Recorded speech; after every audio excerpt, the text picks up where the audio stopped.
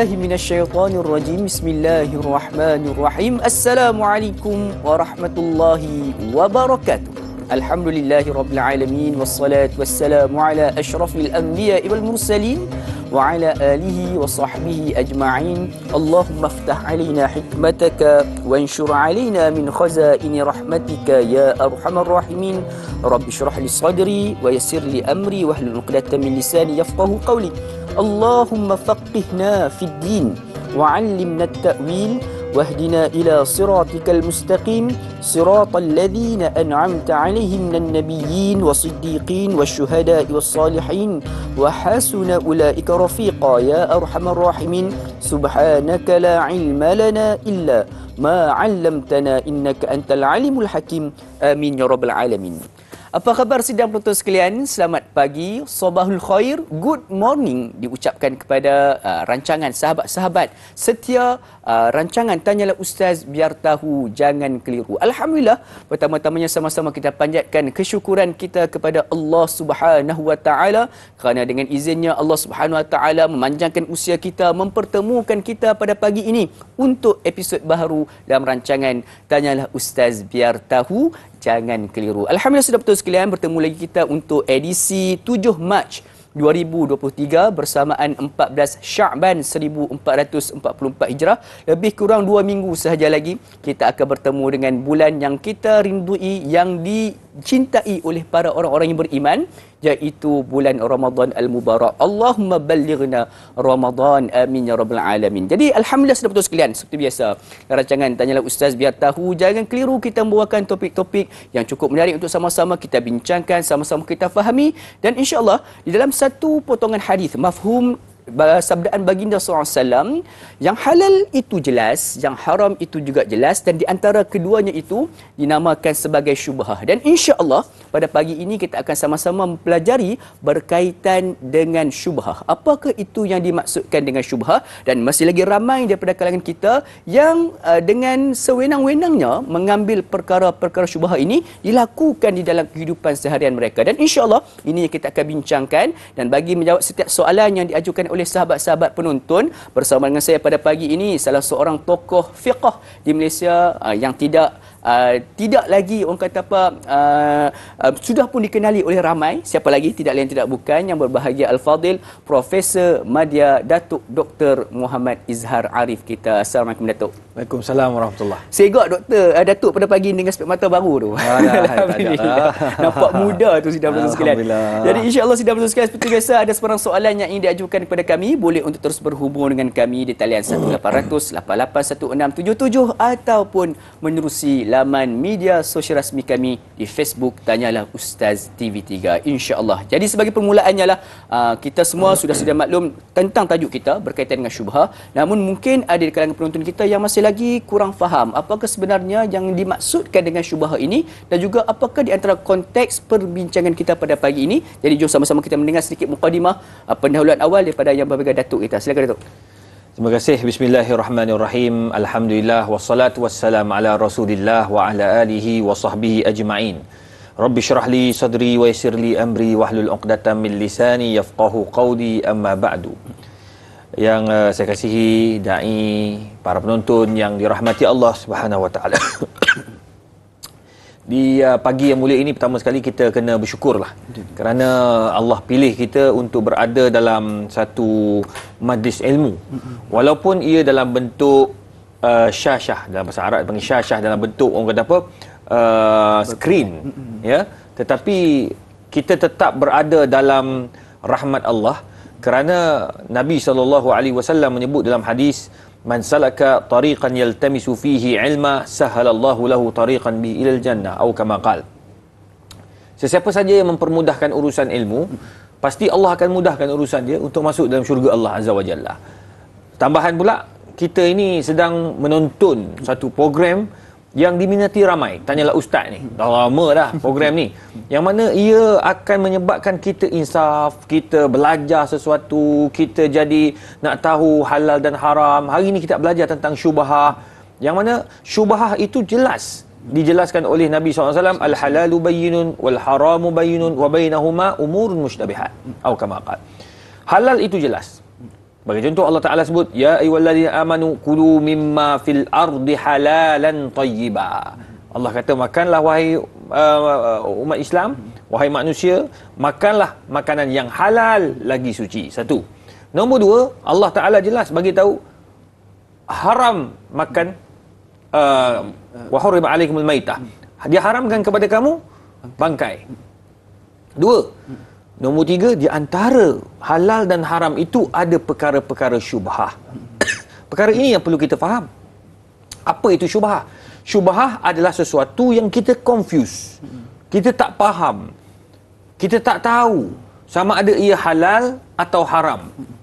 Maka perkara syubhah ini perlu kita tawakuf ataupun kita elakkan sebagai tanda warak, seperti mana yang disebut oleh Imam Ibn Rajab Al-Hambali, begitu juga disebut oleh Imam An-Nawawi rahimahullahu taala sebagai waraknya kita tinggal untuk kita pastikan sama ada ia halal ataupun haram.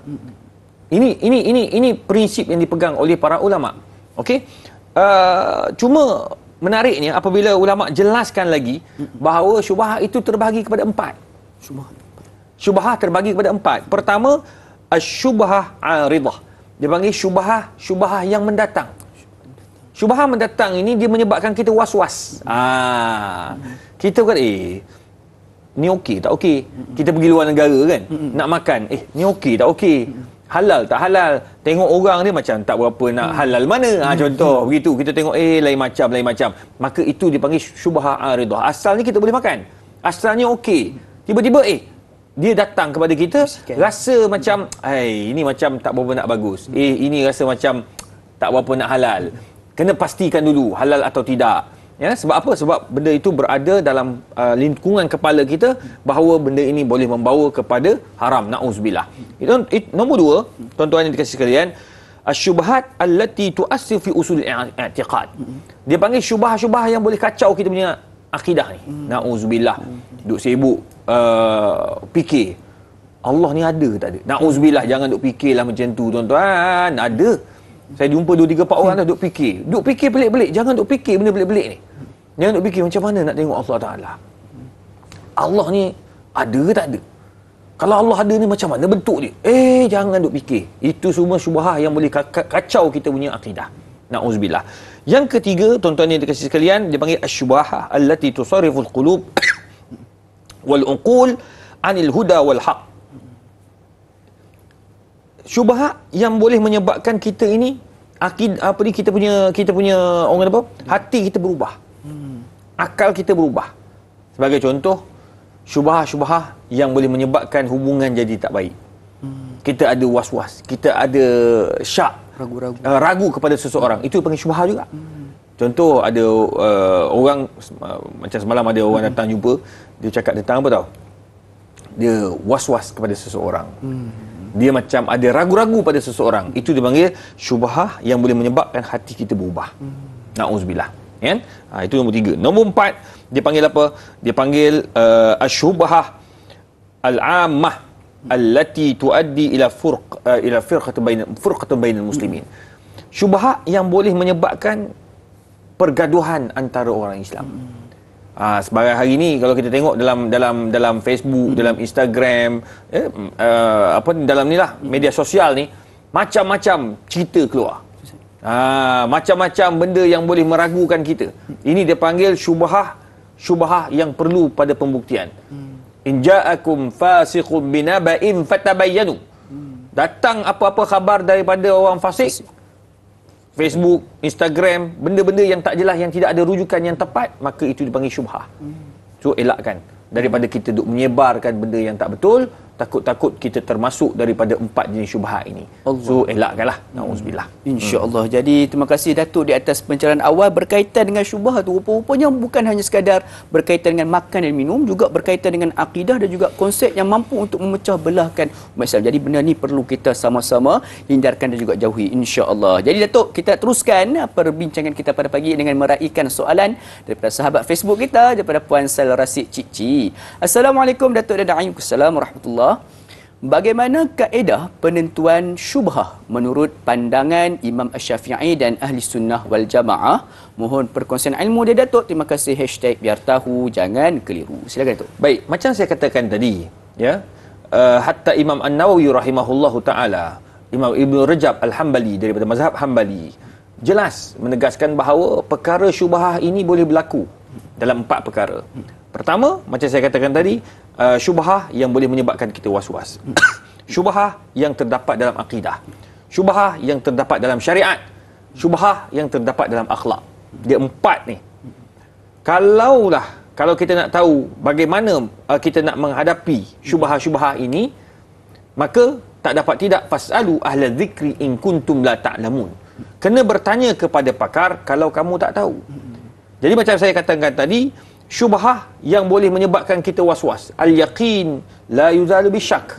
Bila kamu dah yakin, syak itu yang mendatang jangan dikacaunya. Dia tak boleh mengganggu kacau, mengganggu gugat yakin yang telah kita bina.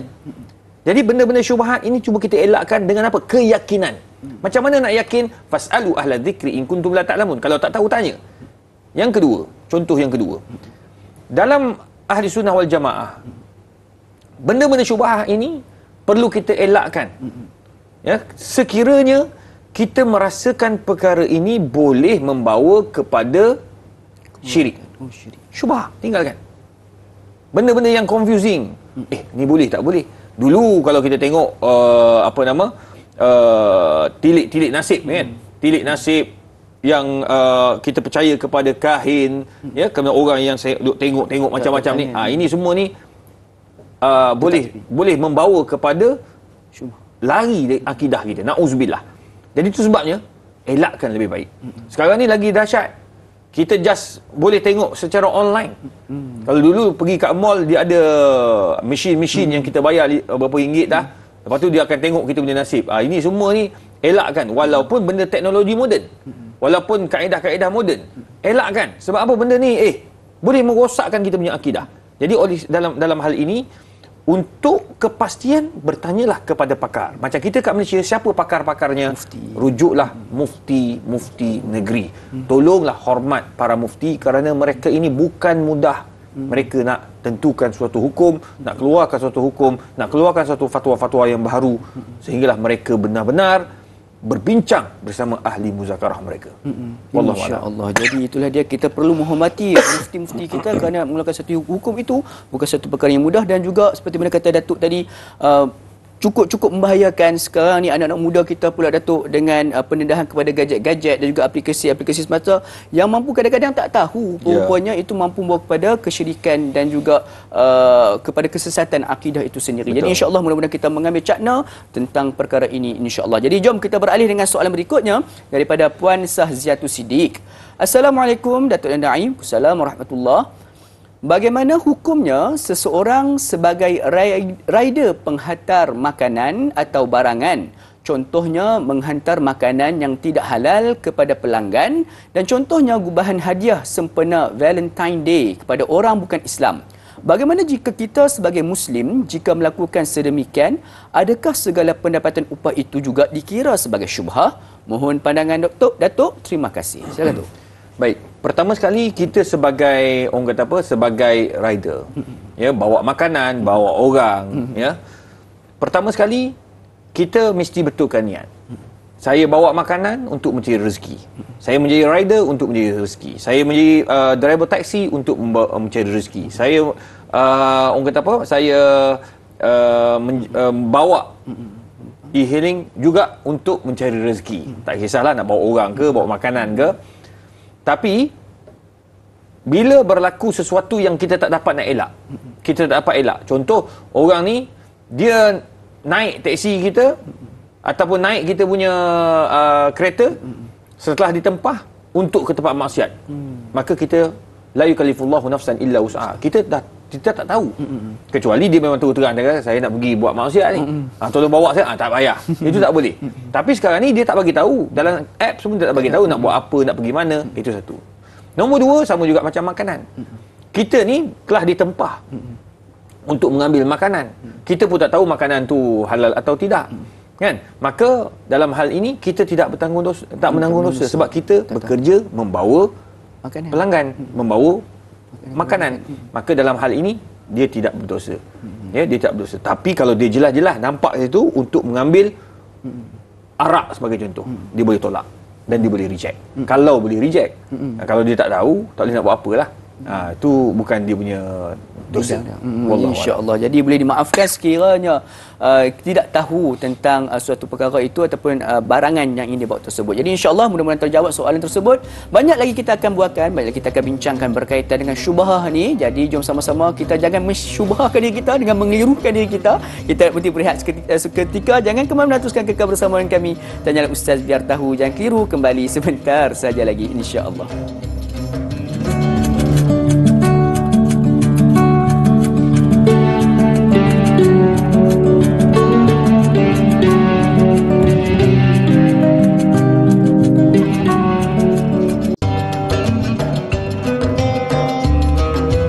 Alhamdulillah, sudah betul sekalian, kembali kita bertemu pada pagi ini dalam rancangan Tanyalah Ustaz Biar Tahu. Jangan keliru, setelah selesai kita berjeda sebentar tadi, mudah-mudahan pertemuan kita pada pagi ini untuk mengambil satu ilmu yang mahal berkaitan dengan syubhah, memberikan satu pencerahan dan juga mengeluarkan kita daripada kekeliruan terhadap barangan-barangan ataupun ibadah ataupun perlakuan kita setiap hari, agar kita mampu untuk menjauhkan diri kita daripada melakukan perkara-perkara yang syubhah, insya-Allah. Jadi jom kita teruskan lagi perbincangan kita pada pagi ini dengan meraihkan pemanggil talian Datuk, iaitu yang berbahagia Tuan Ismail Mat Isa kita. Assalamualaikum Tuan Ismail.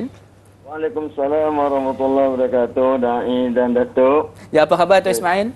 Alhamdulillah sihat. Silakan Tuan Ismail soalan. Saya tanya Datuk, apakah infaknya apabila seseorang itu menjadikan perkara-perkara subhah sebagai sumber keutamaan kehidupannya? Itu soalan saya pagi ini. Terima kasih.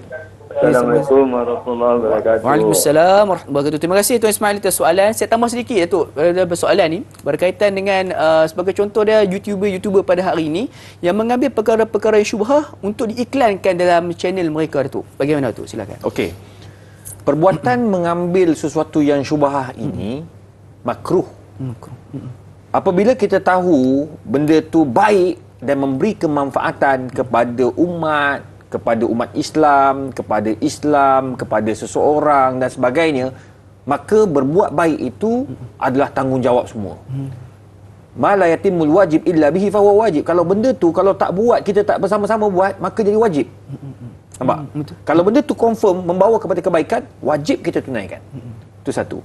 Kalau katakan benda tu confirm haram, benda tu boleh membawa kepada kemudaratan, benda tu boleh membawa kepada laknat Allah Azza wa Jalla, laknat Nabi kita Muhammad SAW, maka perbuatan itu adalah haram. Contoh. Nombor 3, kalau benda tu kita pun tak tahu boleh tak boleh, ya, halal tak halal, semua tu kita tak yakin masakan tu dimasak oleh orang Islam atau tidak. Nampak? Kedai itu, restoran itu dimiliki oleh orang Islam ataupun tidak, maka meninggalkannya adalah lebih baik, aula, digalakkan. Tapi kalau kita buat juga makruh kalau kita berbuat demikian. Kita buat juga sebab dikhawatiri. Kenapa makruh? Kalau benda tu okey, benda tu halal, alhamdulillah, selesai masalah kita. Tapi kalau benda tu haram, maka kita dah terjebak dengan sesuatu benda yang dilarang oleh Nabi kita Muhammad SAW. Dan kita kena ingat, semua sumber-sumber yang kita ambil, ya, makanan yang kita makan, minuman yang kita ambil daripada sumber syubhah ataupun pendapatan daripada sumber yang syubhah, ya, kita tuang kerja, orang Kedah kata tuang, ya, dia ulang dia banyak buang masa, banyak tipu waktu dan sebagainya di pejabat, ataupun dia banyak buat benda-benda yang tak sepatutnya.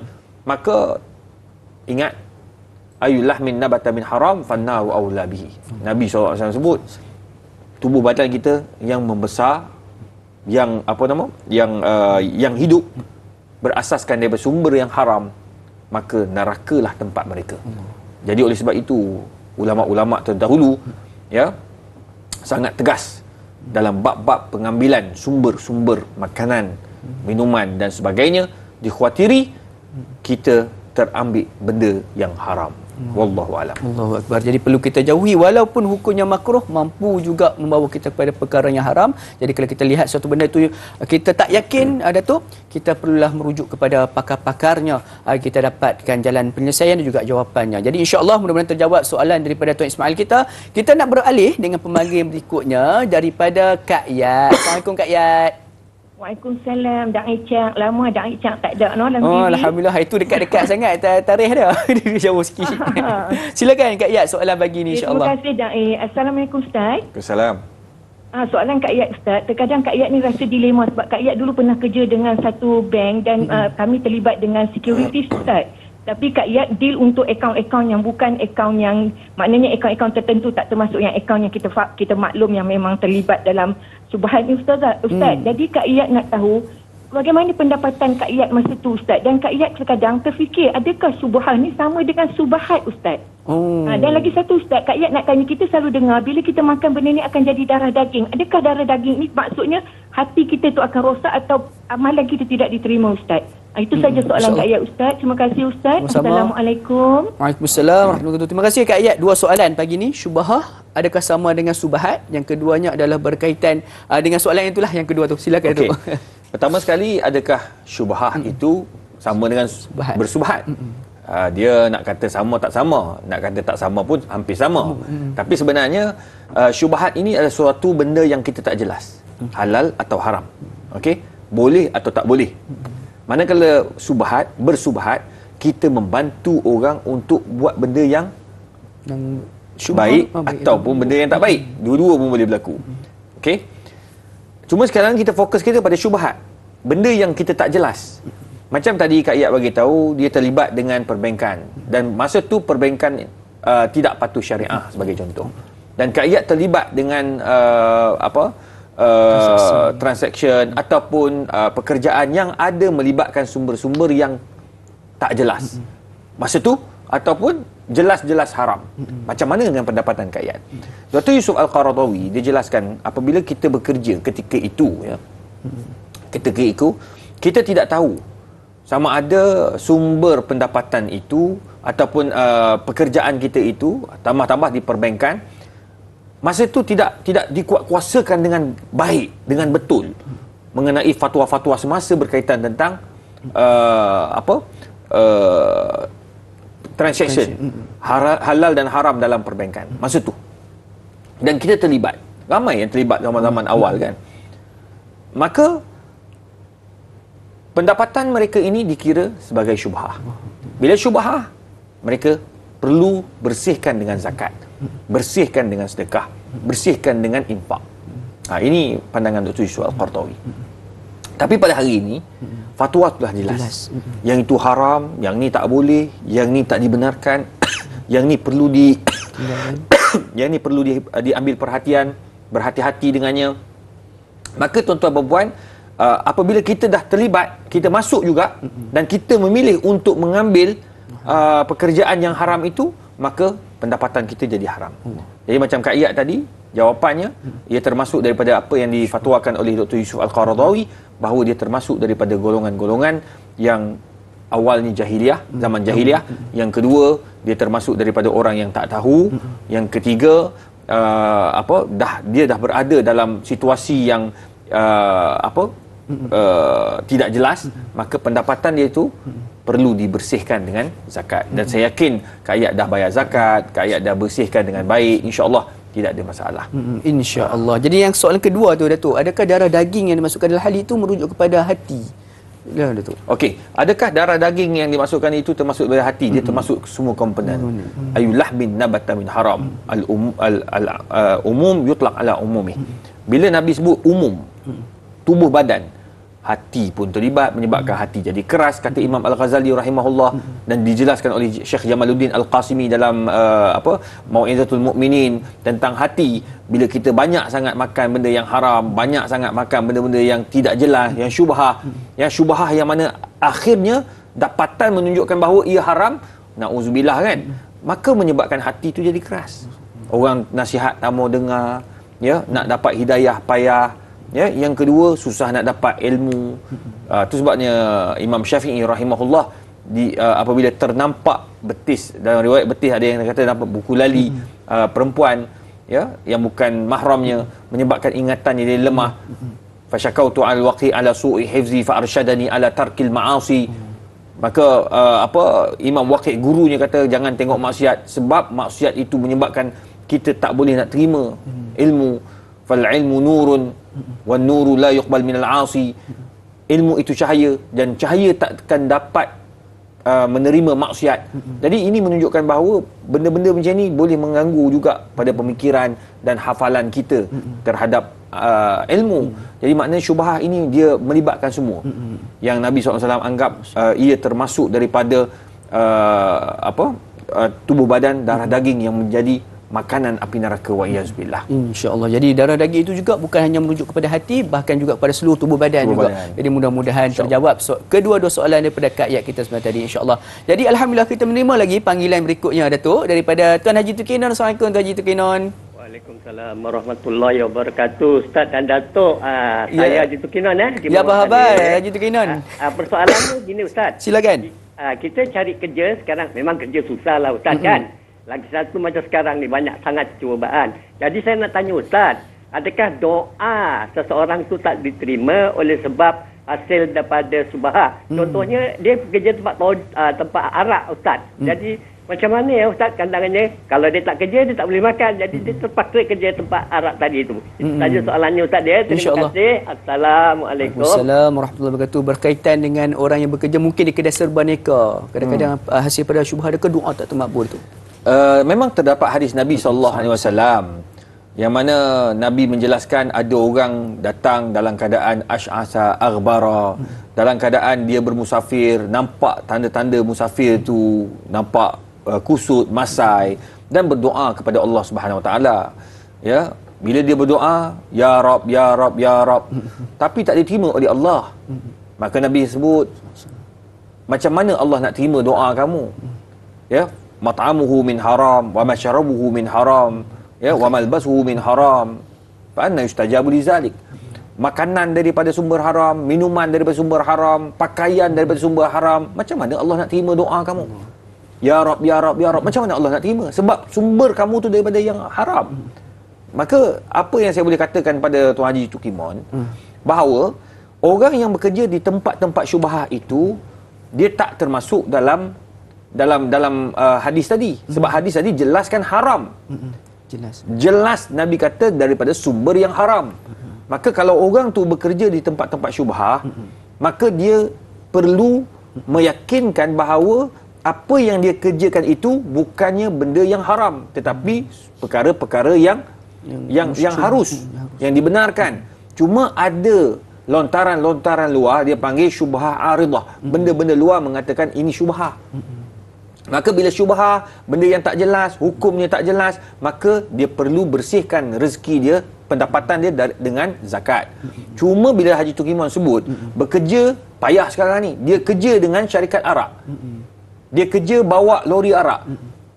Keempat-empat mazhab mengatakan hukumnya haram. Tak boleh. Itu bukan syubhah, itu memang haram. Dah tahu haram, kita pergi minta kerja kat situ, hukumnya tak dibenarkan. Ma'adda ilal haram fahuwa haramun. Setiap benda yang membawa pada haram, hukumnya haram. Jadi kalau kita kerja kat tempat arak, kita bantu untuk memabukkan orang, hukumnya haram. Nampak tak? Jadi itu tak termasuk dalam syubhah. Maka boleh tak bersihkan dengan zakat? Tak boleh. Sebab pendapatan kamu daripada sumber, confirm sumber yang haram, tak boleh dibersihkan dengan zakat. Jadi macam mana nak buat? Berhenti kerja, cari kerja yang lebih mulia. Jangan risau, rezeki Allah punya. Kan? Fallahu wal ghani wa antumul fuqara. Allah tu kaya, kamu yang miskin. Jadi kamu jangan risau. Allah akan bagi kalau kamu berhenti daripada pekerjaan-pekerjaan yang confirm haram. Kalau benda tu syubhah, kamu kena fikir macam mana nak jadikan confirm ia halal. Dan ini yang dijelaskan oleh Umar bin Khattab radhiyallahu anhu. Suatu hari Umar bin Khattab berjalan dengan sahabat dia, jumpa tempat minum. Maka sahabat Umar ni dia bertanya kepada tuan punya milik air, adakah air kamu ni halal ataupun air kamu ni haram? Maka Umar bin Khattab terus bagi tahu, ya sahibal ma'wa, wahai pemilik air, jangan kau cerita air ini najis atau tidak. Sebab kami dilarang oleh Nabi SAW untuk menyukarkan diri kami sampai mendalam nak mencarinya. Ya, kami tak boleh nak bertanya lebih, takut-takut nanti bila jadi haram ataupun dikenali sebagai najis, maka kami dah tak boleh nak buat apa-apa dah. Jadi itu sebabnya kita jangan melampau-lampau sangat mengkaji, mendalami sampai menyukarkan hidup kita. Wallahu a'lam. Jadi cukup jelas pencerahan daripada Amiga Datuk berkaitan dengan perkara yang syubhah dan juga sekiranya berniaga ataupun menyediakan arak sebagainya. InsyaAllah mudah-mudahan terjawab soalan tersebut. Banyak lagi kita akan bincangkan, namun kita nak berehat sebentar. Jangan ke mana-mana, teruskan kekal bersama kami. Tanyalah Ustaz biar tahu, jangan keliru. Kembali sebentar sahaja lagi, insya-Allah.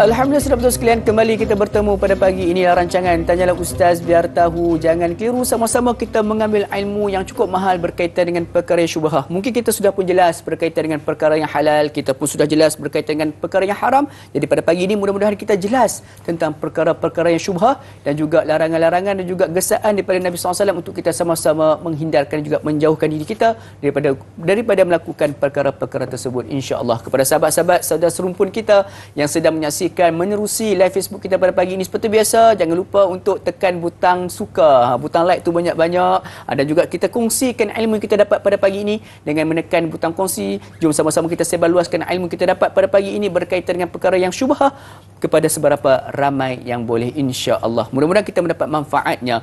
Dan jom kita terus beralih dengan soalan berikutnya, Datuk, dengan meraihkan pemanggil yang berikutnya. Siapa lagi tidak bukan Tuan Haji Omar Abdul Majid kita. Assalamualaikum Tuan Haji Omar. Waalaikumsalam warahmatullahi wabarakatuh. Da'i Luqman dan juga Datuk Izhar Arif. Saya Umar Abdul Majid dari Felda Cini Timur 3, Pekan Pahang. Assalamualaikum Datuk dan Da'i. Waalaikumsalam warahmatullahi wabarakatuh. Terima kasih Tuan Haji Omar kerana memanggil pada pagi ini. Apa khabar Tuan Haji Omar pagi ini? Alhamdulillah, saya sihat. Datuk dan Da'i sihat ya pada pagi ini. Seperti biasa. Silakan Tuan Haji Omar pagi ini soalannya. Ya, soalan saya begini, Datuk. Datuk, kita sedia maklum yang haram jelas, yang halal pun jelas, dan yang ini yang jadi masalah sikit, yang ini yang dia katakan subhah ini ataupun was-was ini, Datuk. Saya nak bagi contoh lah, Datuk, sekiranya kita makan makanan ikan, contohnya macam ikan keli, ikan patin, dan kadang-kadang kita ada makan juga apa yang dikata, ada setengah tu ada makan belangkas, dan juga ada yang makan yang sebagai haiwan dua alam ini, Datuk. Soalan saya, Datuk, kita tak makan kan orang makan. Ada yang kata benda tu subhah, ada yang kata benda tu boleh dimakan, dan ini yang jadi masalah, Datuk. Dan sekiranya kita terlalu banyak makan yang benda-benda yang subhah ini, akibatnya boleh dikatakan ada yang setengah pendapat kata keras hati, tak payah untuk terima ilmu dan sebagainya.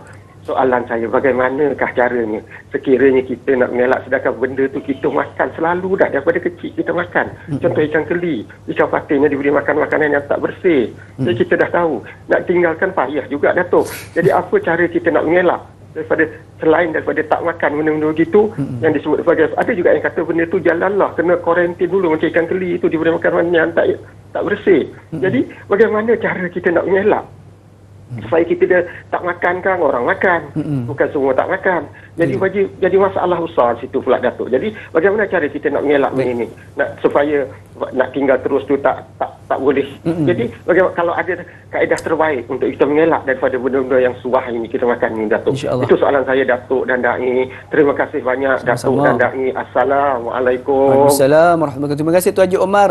Sebut tentang ikan keli tu tiba-tiba terasa perut berkeroncong, Datuk. Bagaimana, Datuk? Pertama sekali, terima kasih Tuan Haji Omar. Kita sebagai orang awam, jangan pandai-pandai nak mengharamkan benda yang tak diharamkan oleh Allah Subhanahu Wa Taala. Syubhah ini tak semestinya berakhir dengan haram. Syubhah kemungkinan berakhir dengan halal. Kerana kita tak, apa maksud syubhah? Tidak tahu sama ada ia halal atau haram. Bila kita kaji, bila kita selidiki, oh rupanya dia halal. Nampak? Yang kedua, kemungkinan daripada syubhah yang kita duk rasa ni, berakhir dengan haram. Ada juga. Oh, kita rasa syubhah, cuba cek lah, rupanya memang betul ada sumber yang haram, maka kita wajib tinggalkan. Jadi dalam hal ini, macam sebut contoh ikan keli lah, apalah, belangkas lah, apa semua ni kan, semuanya merupakan perkara-perkara yang tidak terbukti ia haram. Dan semua binatang-binatang air yang hidup dalam air, jelas hukumnya adalah halal. Sebab Nabi sebut dalam hadis, tahuru ma'uhu wa hillu maitatuh. Halal suci airnya dan bangkai-bangkainya adalah halal. Dalam mazhab Syafi'i, semua bangkai daripada binatang air adalah halal selagi mana malayantan, selagi mana ia tak busuk ataupun tidak bau bangkai, hanya maksudnya bau busuk lah ya. Itu yang pertama. Nombor dua, kalau katakan ia masih fresh, ia masih elok, maka boleh makan, tak ada masalah. Jadi dalam hal ini saya melihat bahawa apa perlu kita buat? Haji Umar tanya, apa perlu kita buat? Tanggungjawab kita bertanya kepada pakar. Siapa pakar kita kat Malaysia? Rujuk fatwa negeri. Rujuk pakar-pakar undang-undang kalau melibatkan undang-undang. Boleh tak boleh? Salah tak salah? Kan? Maka kita kena rujuk. Benda-benda syubhat ini kita kena rujuk segera. Itu sebabnya di perbankan, ya, di bank-bank, mereka ada penasihat syariah. Jadi setiap produk yang dikeluarkan oleh pihak bank, yang dikeluarkan oleh pihak koperasi, dikeluarkan oleh pihak-pihak yang membuat produk, maka mereka akan rujuk kepada penasihat syariah. Jadi kalau penasihat syariah mengatakan bahawa ia halal, halal lah. Kalau penasihat syariah kata produk ini haram, wajib ditinggalkan dan tak boleh dijual. Begitu juga kalau benda yang syubhah, kita kena rujuk kepada mereka segera. Bila kita rujuk, insya-Allah yang syubhat itu akan hilang dan ia akan jadi sama ada halal atau wajib. Jadi itu sebabnya kaedah ulama sebut al-yaqin la yuzalu bisyak. Bila kita yakin dengan ilmu, yakin dengan hujah, yakin dengan dalil, yakin dengan pertanyaan-pertanyaan yang kita dapat jawapannya, maka syak yang mendatang tidak perlu kita ikuti. Wallahu a'lam. Insya-Allah. Jadi sebab itulah juga orang-orang awam sebagai peringatannya, jangan kita suka-suka untuk mengeluarkan satu hukum bagi perkara-perkara yang tidak jelas tersebut. Jadi mudah-mudahan kita lebih memperbanyakkan, tambahkan lagi ilmu dengan merujuk kepada pakar-pakar untuk mendapatkan hukum yang sahih tersebut, insya-Allah. Jadi jom kita nak beralih dengan soalan berikutnya daripada pemanggil kita yang berikutnya, daripada Tuan Ismail. Assalamualaikum Tuan Ismail. Halo, Assalamualaikum Daim. Waalaikumsalam. Apa khabar Tuan Ismail? Alhamdulillah, insya-Allah, alhamdulillah. Silakan soalan pagi ni. Apa khabar Datuk? Baik, alhamdulillah. Alhamdulillah, Datuk ceria hari ni dengan baju yang berbunga-bunga. Datuk handsome sangat, Datuk. Alhamdulillah. Silakan Tuan Ismail, soalan. Kita berbalik pada soalan saya. Datuk, macam ni. Zaman sekarang ni banyak kita tengok makanan-makanan daripada overseas, Korea ke Jepun ke dan berbagai-bagai restoran terutama di pusat beli belah. Okey?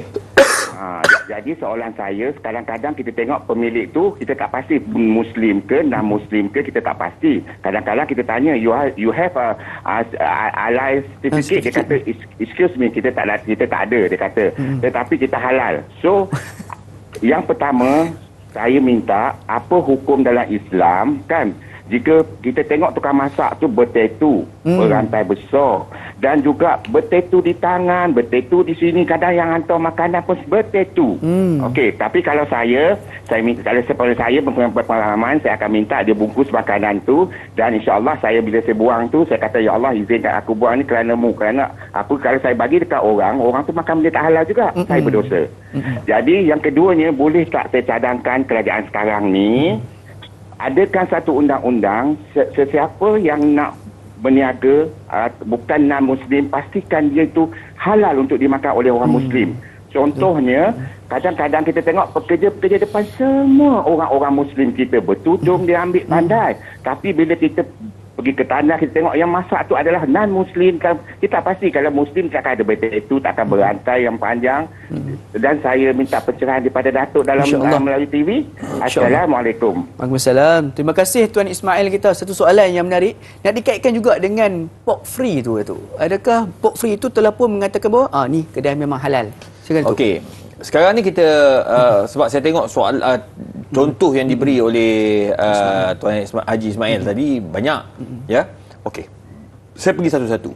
Pertama, kalau kita membeli barang daripada luar negara, kita tak tahu produk ini halal ke tak halal. Ada campuran-campuran bahan-bahan yang bahaya ataupun tidak. Nah, kerana produk ini tidak ada logo halal atau sijil halal. Maka bagi pandangan saya sebagai orang yang terlibat dengan persijil halal Malaysia, nasihat saya, tinggalkan warak lebih baik. Hatta saya pun kalau pergi luar negara, kalau tidak ada sijil halal negara tersebut, saya tak ambil. Saya takut. Saya jenis was-was dalam bab-bab makan ni. Sebab saya takut saya terambil atau termakan sumber-sumber yang membawa kepada haram. Na'uzubillah. Jadi saya elakkan lebih baik. Macam saya pergi ke Vietnam ke, kan? Hotel-hotel dia bagi tahu awal-awal tidak halal ataupun yang disediakan oleh orang bukan Islam. Dalam tu pula ada khinzir dan sebagainya. Saya elakkanlah makan. Saya sanggup pergi makan kat luar, cari kedai-kedai yang betul-betul orang Islam masak. Itu yang pertama.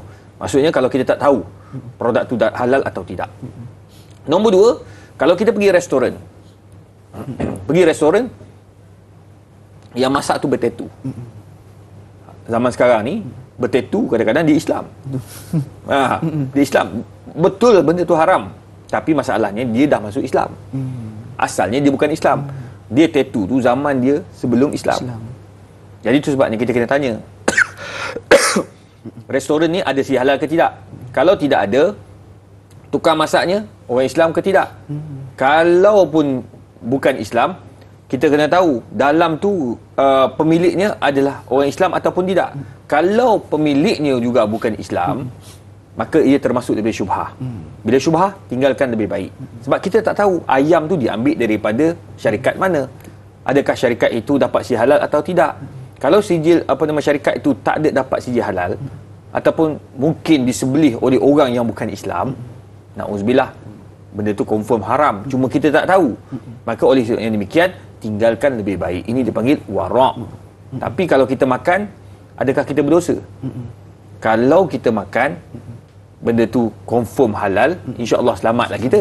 Walaupun dimasak oleh orang bukan Islam. Tak salah kita makan masakan orang bukan Islam. Kena faham tu.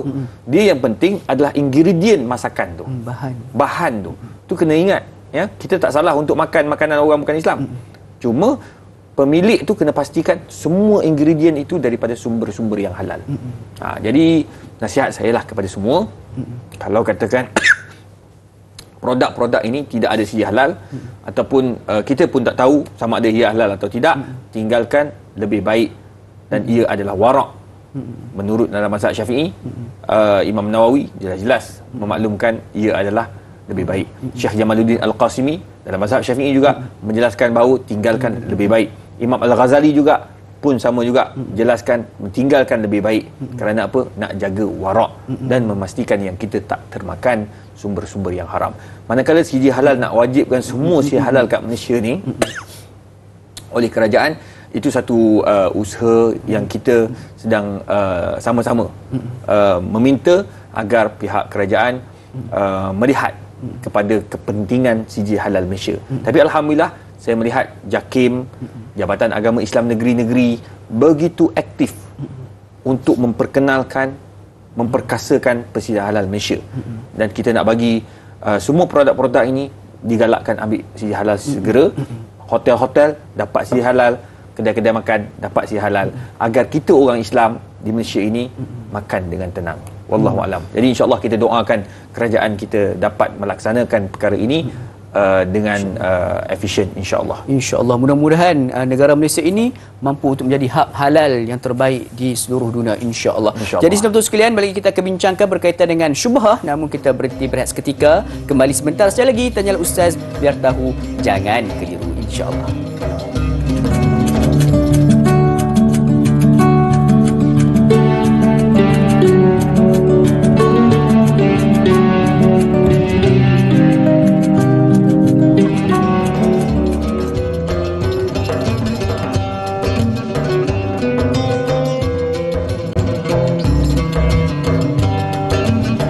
Alhamdulillah, saudara sekalian, kembali kita bertemu pada pagi ini dalam rancangan Tanyalah Ustaz Biar Tahu Jangan Keliru. Sama-sama kita ambil ilmu berkaitan dengan syubhah pada pagi ini. Mudah-mudahan dengan pencerahan yang kita dapat berkaitan dengan syubhah ini, kita semua mampu untuk hindarkan diri kita daripada melakukan perkara-perkara yang syubhah. Dan juga mungkin ada juga di kalangan penonton kita ini, daripada kalangan pihak-pihak yang berautoriti, yang orang kata apa, ada kuasa berkaitan dengan perkara-perkara penentuan halal dan haram ini, mampu untuk kita sama-sama ambil satu pengajaran, satu semangat untuk kita nak memperbaiki lagi kualiti halal yang ada di Malaysia ini, insya-Allah. Jadi jom kita teruskan lagi perbincangan kita pada pagi ini dengan meraihkan soalan yang berikutnya daripada saudara Muhammad Hafizi Hafiz. Assalamualaikum. Waalaikumsalam warahmatullahi. Soalan saya, apakah kesan kepada ibadah bagi orang yang mengamalkan perkara yang syubhah? Mohon pencerahan Datuk. Terima kasih. #Biar Tahu Jangan Keliru. Silakan Datuk. Baik, perkara yang disebut oleh Nabi SAW iaitu orang yang makan sumber yang haram, Allah tak terima doanya, Allah tak terima segala permintaannya kerana sumber pendapatannya daripada yang haram. Kita ni pula selalu meletakkan bahawa haram itu mestilah daripada khinzir, daripada anjing dan sebagainya. Tetapi kita lupa bahawa makan riba juga adalah haram. Ya, rasuah itu juga haram. Judi juga haram. Judi pula bukannya orang kata main trup yang ada letak duit itu judi. Kadang-kadang kalau kita main golf pun, kita letakkan duit, kita ada taruhan-taruhan yang bersifat judi, tetap jadi judi. Ya, kalau kita main judi online pun haram. Ya, riba haram. Letak duit dekat dekat tabung ataupun dekat akaun yang ada riba, hukumnya haram. Jadi sebenarnya haram itu jelas. Ya. Dan yang halal itu lebih banyak. Orang pilih yang haram juga. Jadi kalau kita ambil sumber-sumber yang haram tadi, yang saya sebutkan tadi, maka doanya tak diterima oleh Allah Azza wa Jalla. Kan? Tetapi adakah semayang ni sah? Semayang sah tak? Perkara ini dijelaskan oleh para ulama. Ya, termasuk dalam mazhab Syafi'i, dalam Kifayatul Akhyar, ya, dalam buku-buku yang dibincangkan oleh para ulama, antara Imam An-Nawawi dalam kitab Majmu'. Apabila orang itu semayang, dia semayang, baju tu baju curi, ataupun baju tu hasil beli dia daripada sumber rasuah, sah tak semayang dia? Tak sah. Ha? Tak sah. Oh, cepat sangat Ustaz bagi hukum tak sah. Hukumnya sah. Sah, solat sah. Semayangnya sah sebab dia sembahyang. Solatnya Allah sah tak sah? Sah. Terima tak terima itu serah pada Allah Ta'ala. Nampak? Cuma baju yang dia pakai daripada sumber curi, sumber rasuah, sumber orang kata apa, duit orang, haram. Faham tak? Jadi dua perkara yang berbeza. Satu, baju yang dibeli daripada sumber yang haram, hukumnya haram. Baju curi haram, baju orang haram. Kan? Solatnya sah tak? Sah.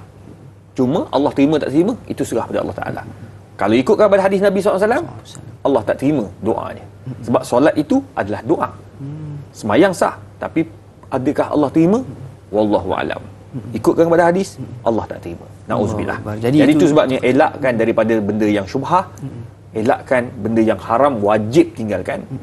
Takut terkesan pada amal ibadat kita. Wallahu a'lam. Insya-Allah, itu yang kita takut tu sebenarnya. Kadang-kadang kita nampak benda tu mungkin tidak memberikan efek, tetapi sebenarnya memberikan kesan juga kepada kualiti ibadah kita, insya-Allah. Jadi Datuk, satu soalan Datuk berkaitan dengan perkara yang syubhah ini, berkaitan dengan minuman Malta, yang sekarang ni virus minuman Malta yang dihasilkan oleh syarikat-syarikat pengeluar arak.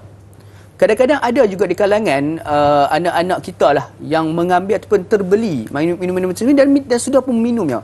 Apakah hukumnya tu? Dia mudah cerita macam inilah.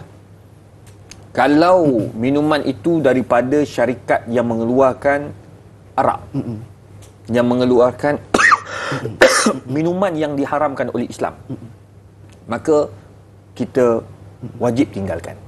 Kenapa? Ustaz, minuman tu tak ada arak. Minuman tu bukan arak, Ustaz. Minuman itu tidak ada alkohol. Betul.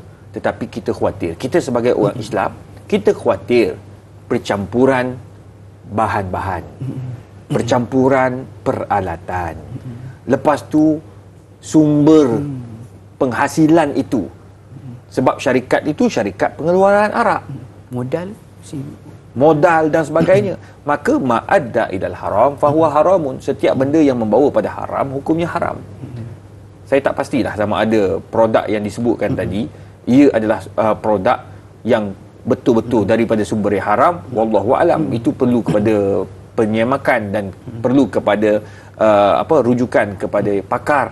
Ya, maknanya kena tanyalah pihak-pihak berkuasa, pihak-pihak berwajib, ya, sama ada produk itu betul-betul daripada sumber yang haram ataupun tidak.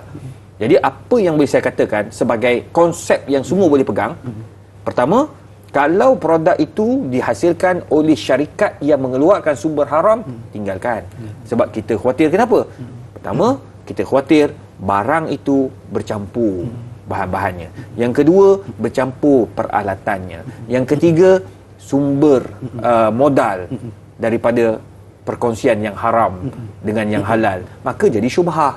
Maka oleh yang demikian, nasihat saya, kalaulah kita tahu sumber itu daripada syarikat yang haram, maka tinggalkan. Wallahu a'lam. Insya-Allah. Jadi satu pencerahan yang cukup jelas. Jadi kepada ibu ayah ni, kalau boleh kita lebih cakna tentang apa yang anak-anak kita ni beli dan sebagainya. Sebab apa kita takut-takut mereka ini kemudiannya membeli dan meminumnya dan akhirnya memberikan kesan kepada pemikiran dan juga ilmu yang mereka nak dapatkan tu. Jadi mudah-mudahan kita sama-sama dapat ambil iktibar, juga dapat ambil cakna tentang perkara ini, insya-Allah. Jadi Datuk, kita nak beralih ke soalan berikutnya, Datuk, daripada Tuan Razali Zali Ismail. Assalamualaikum Waalaikumsalam warahmatullahi. Soalan saya, apakah ada perbezaan antara syubhah dengan perasaan was-was? Soalan kedua, apakah syubhah itu salah satu mainan syaitan untuk kita menjadi ragu-ragu? Mohon perkongsian ilmu dari Ustaz. Terima kasih, insya-Allah. Silakan tu. Macam saya sebutkan di awal tadi, syubhah ada 4 kan. Pertama, dipanggil syubhah yang mendatang. Ya, bila syubhah yang mendatang ini dia boleh menyebabkan ragu-ragu, itu termasuk daripada was-was. Jadi kalau katakanlah kita nak makan di restoran yang ada sijil halal, kemudian yang masak tu pun orang Islam, produk pun nampak orang Islam punya, jelas. Tapi kita was-was, orang kata jangan, kedai tu ada je sijil halal, sijil kedai tu nampak je halal, tetapi sebenarnya ada benda-benda yang tak betul. Dia pakai mandrum lah apa semua. Itu was-was. Jadi itu sebabnya kaedah jelas menyebut al-yaqin la yuzadu bisyak. Bila kamu yakin, yang was-was tu tinggalkan. Jadi adakah syubhah itu was-was? Pun termasuk dalam kategori syubhah. Itu sebab Nabi SAW jelaskan bila kamu berada dalam masjid, la yansarifu hatta yasma'u sautan au wajada rihan. Sama ada dia jangan tinggalkan masjid itu ataupun dia jangan tinggalkan solat itu sehinggalah dia dengar dia bau bau kentut ataupun dia dengar suara kentut tu. Nah, au kama qala. Jadi ini menunjukkan bahawa Nabi suruh yakinkan dulu. Jangan kita main was-was macam tu, tak selesai masalah kita. Semua benda nak was-was bila nak selesai. Nak makan was-was takut. Lah kali kita masak sendiri. Nampak? Oh, nak guna pembawa makanan pun kita risau juga. Tak dia pernah bawa sumber haram ke, nanti makanan kita bercampur lah. Sudah. Itu makan. Semua tu menyusahkan kita. Kecuali memang kita betul-betul nampak, Dik, apa satu lagi tu? Oh, ni memang ada khinzir bang dalam kotak tu. Allah bercampur. Sudah. Itu memang confirm lah kan. Jadi bila-bila benda-benda yang tak jelas ini, jangan kita menyukarkan hidup kita. Kalau tak, nanti kan kita akan jadi masalah. Kita pun jangan tanya pula apa benda sebelah lagi tu. Ya, macam Umar bin Khattab tadi lah. Tak benarkan kita bertanya lebih-lebih. La tasalu an asya'in tubdalakum tasukum. Jangan tanya sampai menyebabkan kita jadi susah. Lah kita tak makan semua. Allahu Akbar. Jadi satu pencerahan yang cukup jelas buat kita semua berkaitan dengan apa yang kita perlu tinggalkan bila mana kita bertemu dengan perkara-perkara yang syubhat tersebut. Jadi insya-Allah mudah-mudahan terjawab soalan tersebut. Banyak lagi kita akan bualkan, namun kita nak labuhkan tirai terlebih dahulu TV3. Jangan lupa untuk saksikan 30 minit ekstra eksklusif di TV9 sebentar saja lagi. Tanyalah Ustaz biar tahu. Jangan keliru, kembali sebentar saja lagi, insya-Allah.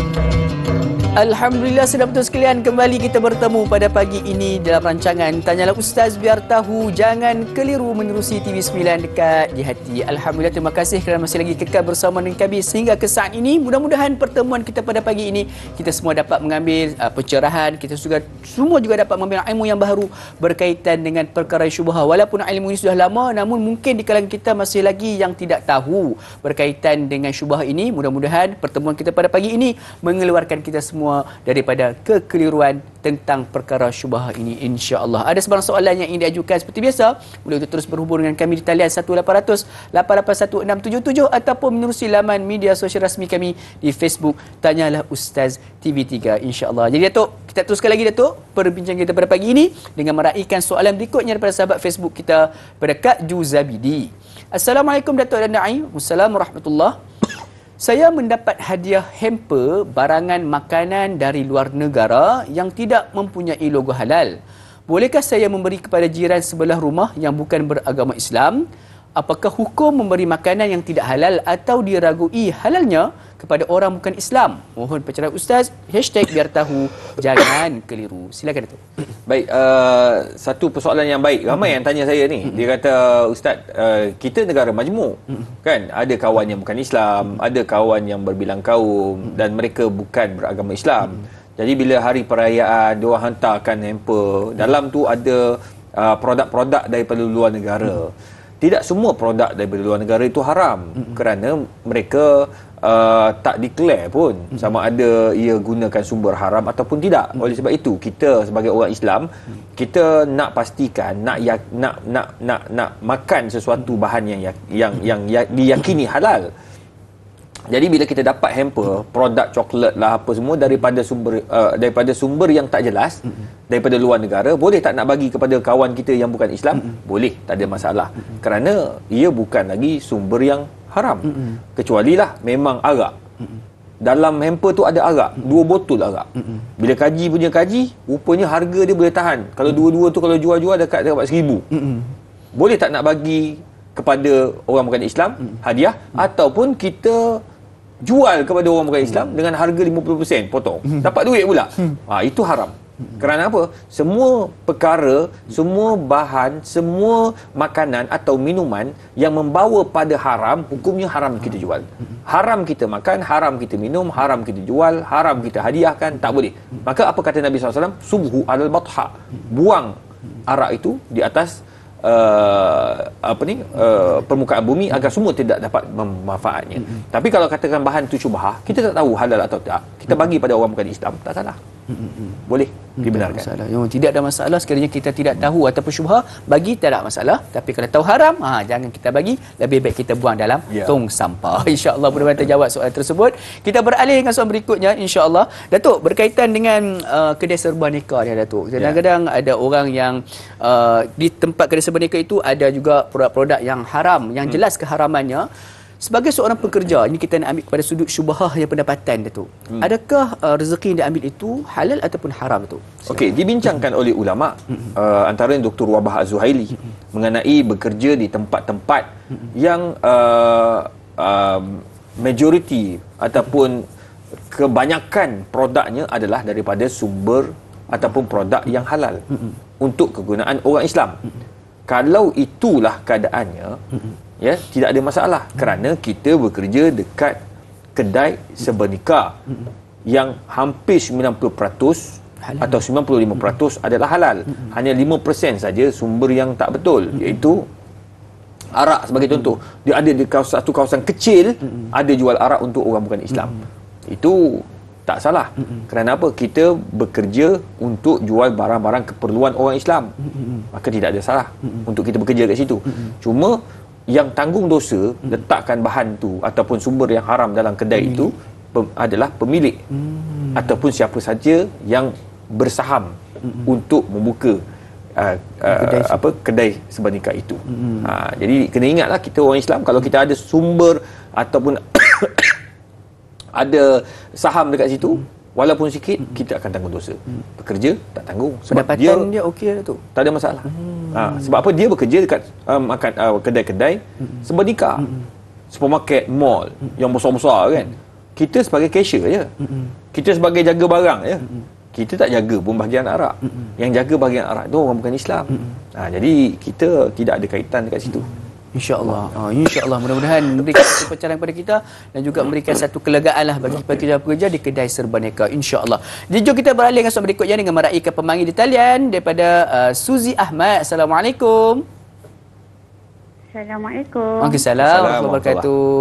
Apa khabar? Alhamdulillah. Alhamdulillah. Silakan soalan pagi ni, pemanggil baru kita ni. Ya. Okey, saya nak bertanya, jika kita bekerja di sebuah syarikat, syarikat tersebut kita jelas dia ada perniagaan konvensional dan syariah. Jadi total pendapatan bagi pekerja yang mendapat gaji daripada perniagaan syarikat tersebut, bagaimana pula penerimaan? InsyaAllah. Terima kasih Pak Suzy. Ya, terima kasih. InsyaAllah. Silakan Datuk. Assalamualaikum warahmatullahi wabarakatuh. Silakan Datuk. Sekarang ni kalau kita bekerja dekat syarikat ataupun agensi yang ada konvensional dan ada syariah. Jadi macam mana kita nak selesaikan masalah kita tu? Ya. Pertama sekali, kalau katakan kita duduk di bahagian yang syariah sepenuhnya ataupun departmen yang confirm daripada sumber yang halal, maka tidak ada isu. Ya, tetapi kalau kita berada dekat departmen yang memang 100% konvensional, kita memang nak tukar tapi tak dapat tukar. Kita memang nak pindah tapi tak dapat pindah. Dan dalam masa yang sama kita sedang berusaha mencari departmen yang confirm halal ataupun pekerjaan yang confirm halal dalam proses, cuma belum dapat lagi yang sesuai dengan gaji dan sebagainya. Maka dalam hal ini apa yang perlu kita buat, ada dua keadaan. Pertama, dia sumber pendapatan dia tu dia termasuk daripada sumber yang syubhah yang perlu dibersihkan ya, dengan zakat dan sebagainya. Ada pula pandangan yang lebih detail.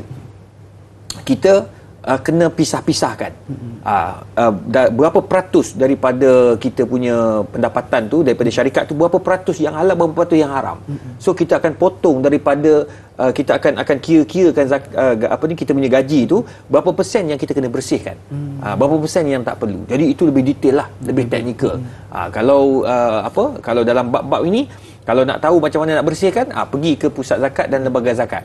Mereka ini akan tolong tengok macam mana kita nak bersihkan kita punya rezeki itu, yang sumber-sumber yang tak berapa jelas itu, macam mana kita nak buat. InsyaAllah mereka ada jalan dan laluan untuk memudahkan kita. InsyaAllah. Jangan segan-segan untuk bertanya. Tanya terus. InsyaAllah. So lembaga zakat ni bukan hanya sekadar tempat kita bayar zakat, tapi juga tempat kita nak bertanyakan soalan tentang kita punya pendapatan tu. Jadi kita boleh rujuk pada pusat zakat dan juga lembaga zakat. Dan mereka akan cuba bantu nak kirakan. Okey, yang ini boleh dizakatkan, yang ini tak boleh. Kalau kata confirm halal haram lah kan. Kalau benda syubhah, dia akan kira, ada kaedah pengiraan dia. Jadi kita bagi kepada pakar, biar mereka yang akan kirakan kita punya harta kita yang syubhah itu. InsyaAllah. Jadi jawapan pada Datuk ni menyebabkan ramai daripada kita ni dah boleh lepas ni jangan takut untuk pergi ke pusat zakat yang berhampiran dengan anda, insya-Allah. Jadi terima kasih kepada Puan Suzy di atas soalan. Kita beralih dengan pemanggil berikutnya daripada Tuan Ilyas di talian. Assalamualaikum Tuan Ilyas. Waalaikumsalam warahmatullahi dan mana juga yang berbahagia doktor. Ya, apa khabar Tuan Ilyas? Alhamdulillah, semoga da'i dan juga doktor juga sihat lah. Amin. Silakan Tuan Ilyas, soalan pagi ni. Di antara halal dan haram ni, di tengah-tengahnya syubhat. Dan syubhat tu lebih cenderung kepada yang haram. Jadi soalan saya, apakah kelebihan dan apakah hikmah meninggalkan syubhat ni? Memang payah nak meninggalkan. Tapi kalau kita tinggalkan syubhat ni, adakah ganjaran pahala yang besar kepada kita? Dan hikmahnya, apakah hikmahnya juga? Dan soalan keduanya tentang perniagaan orang Islam yang berniaga, contohnya nasi ayam dan apa macam-macam lah. Di perniagaan tu berlaku di tengah-tengah orang-orang kafir yang kita tahu jual orang kafir itu memanglah menjual makanan-makanan yang kita kata unsur-unsur yang haram, tapi di tengah-tengahnya mereka berniaga di tengah-tengah tu. Apakah hukumnya? Bolehkah kita makan? Tapi halal, ayam ke apa benda bentuk semua halal, tapi tempat yang Diangkat di kalangan orang-orang yang kafir. InsyaAllah. Pencerahan yang lebih lanjut. InsyaAllah. Terima kasih. Assalamualaikum. Assalamualaikum. Terima kasih Tuan Ilyas atas dua soalan. Satu berkaitan dengan hikmah tinggal perkara syubhah. Yang keduanya, kedai Islam. Orang Islam kita buka di tengah-tengah kedai yang bercampur aduk dengan orang-orang bukan Islam tu. Silakan tu. Okey. Pertama sekali, apa hikmah apabila kita meninggalkan perkara-perkara syubhah? Kata Imam Ahmad bin Hanbal, perkara syubhah itu adalah benda yang tak jelas. Kemungkinan ia adalah halal mahad, ataupun dia kata halal sepenuhnya, ataupun ia haram sepenuhnya. Dia takkan mabainah, di tengah-tengah tak ada. Dia salah satu. Tapi kita tak pasti salah satu mana satu. Sama ada halal atau haram. Maka meninggalkan perkara-perkara yang syubhah ini, kata Imam Ahmad bin Hanbal, itu adalah terbaik. Kerana kita selamat daripada terjebak dengan perkara-perkara yang haram. Itu lebih aula dan lebih selamat. Sebagai contoh, ada orang dia pergi ke ke luar negara, dia tak tahu makanan dalam ni halal atau tak. Satu. Tukar masaknya orang Islam ataupun orang bukan Islam. Yang ketiga, kita tak tahu bahan-bahan yang dia ambil tu betul atau tidak. Tapi kalau tengokkan kepada percakapan orang, kedai itu halal. Dia orang ambil daripada penyembelih yang halal. Tapi kita tak ada bukti. Itu termasuk dari syubhah. Dia tinggalkan lebih baik dan lebih aula. Ini apa? Itu yang pertama.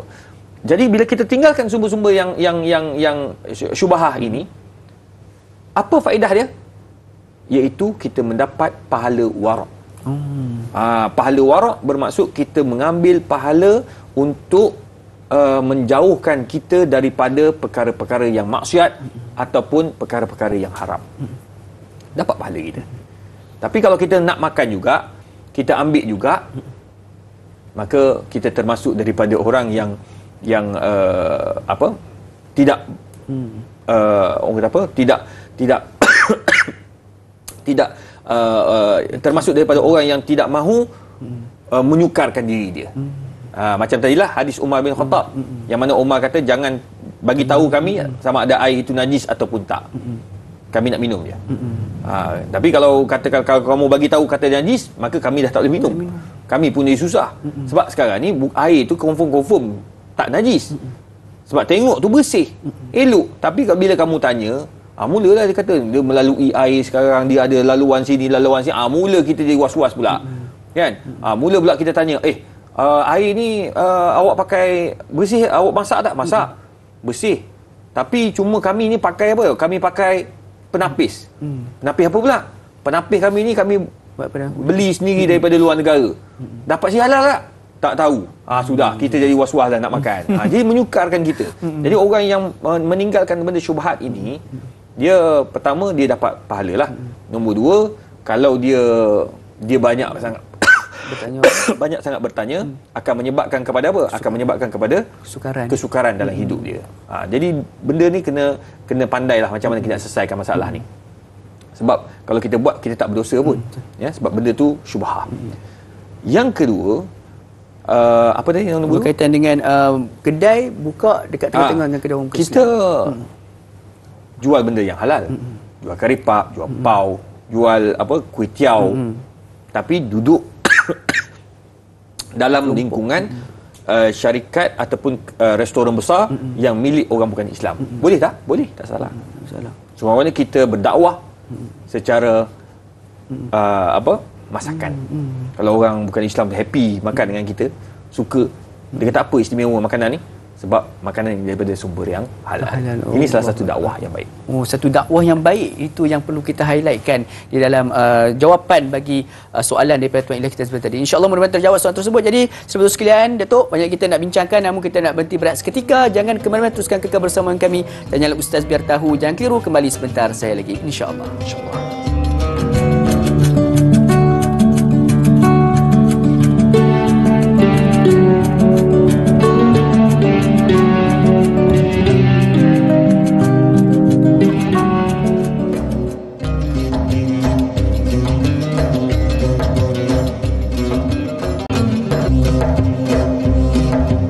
Alhamdulillah kembali kita bertemu sidang penonton sekalian dan rancangan Tanyalah Ustaz Biar Tahu Jangan Keliru. Mudah-mudahan pertemuan kita pada pagi ini memberikan 1001 rahmat dan juga keberkatan, dipermudahkan segala urusan kita pada hari ini insya-Allah.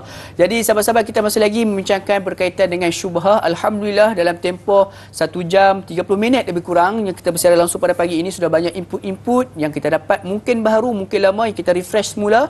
Mudah-mudahan ilmu-ilmu ini kita dapat terapkan dan juga kita amalkan dalam kehidupan kita insya-Allah. Jadi jom kita beralih dengan soalan berikutnya, Datuk. Adalah segmen terakhir ini dengan meraihkan soalan daripada Puan Nurul Hidayah Saifuddin. Assalamualaikum Datuk dan Da'i. Assalamualaikum warahmatullahi. Apakah perkara yang menjadi syubhah dalam perubatan? Apakah ciri-ciri ubat-ubatan yang dibenarkan Islam?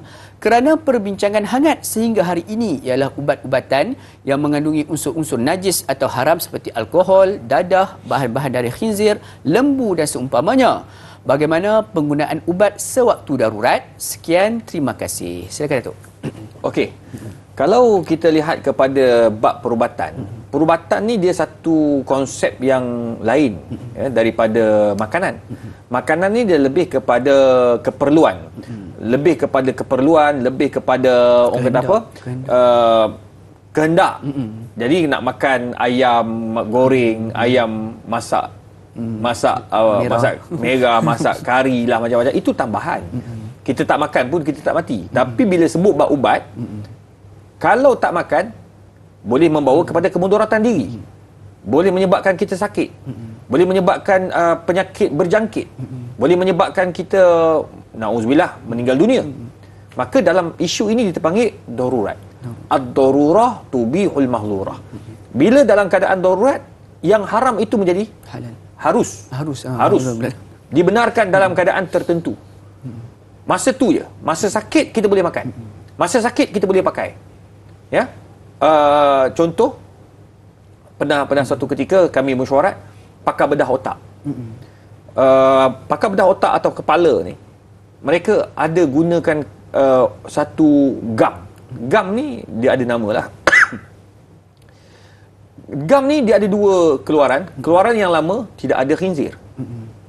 Sebab bila buat pembedahan dia ada dua lapisan, dua layer. Layer satu, layer dua. Dia tak boleh bocor.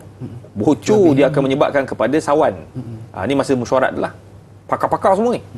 Jadi terpaksa gunakan bahan tu. Tidak ada pilihan lain.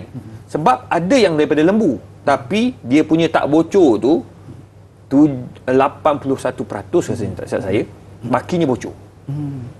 Daripada khinzir ni 92% lebih tinggi, tidak bocor, bakinya bocor. Doktor akan ambil yang lebih tinggi. Sebab bila bocor kesan dia berat. Ni kepala ni bukan main-main. Otak silap sikit qalu inna lillahi wa inna ilaihi raji'un lah. Jadi doktor dia nak ambil yang risiko paling minimum. Maka dalam hal ini dibenarkan mengguna sumber-sumber yang haram, tetapi dengan kadar-kadar yang telah ditetapkan. Tak boleh lebih. Doktor lebih tahu. Jadi tak boleh kita sewenang-wenang nak haramkan. Tak boleh. Terpaksa guna. Tidak ada pilihan.